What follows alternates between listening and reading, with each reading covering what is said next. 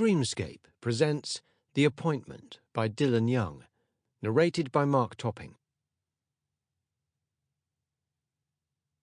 Prologue. November 2017. 7:42 a.m. by the kitchen clock. Early for some, late for others. Unforgettable for Daniel and Kate Lewis.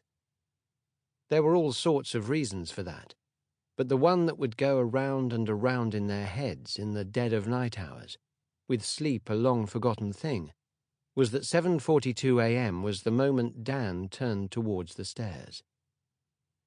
The moment on that fateful morning that their lives shattered into 1,000 pieces.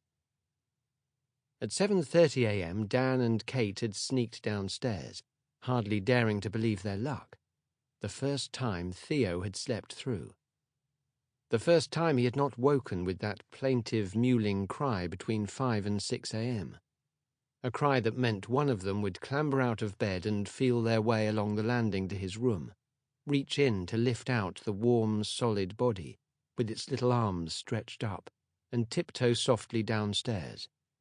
Better to take him to a different room and floor. That way at least one of them might snatch an extra hour or so of sleep. If they were wise and had not been too exhausted the night before, they'd have prepared a juice.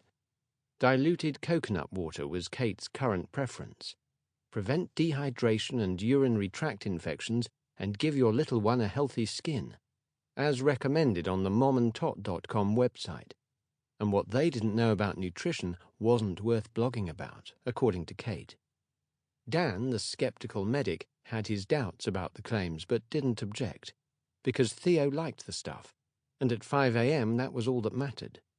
So either Dan or Kate would sit in a semi-conscious stupor on the sofa, while Theo, warm and wriggly on their knee, gulped the juice down.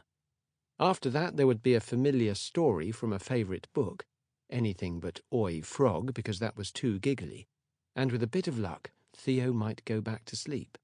Or if the toast landed butter side down, come fully awake and begin his 100-mile-an-hour day. Dan and Kate both knew this early ritual was nothing more than habit now, because he didn't need to be fed that early anymore, and they had long ago substituted formula with a drink. But it was difficult to break a cycle that seemed to have been going on for months, and got one of them an extra couple of hours shut-eye. They knew it wouldn't last. He wouldn't be doing this when he was 10 years old, but 10 was a lifetime away. The Lewis's existence was completely theocentric. Dinner party. Sample complete. Ready to continue?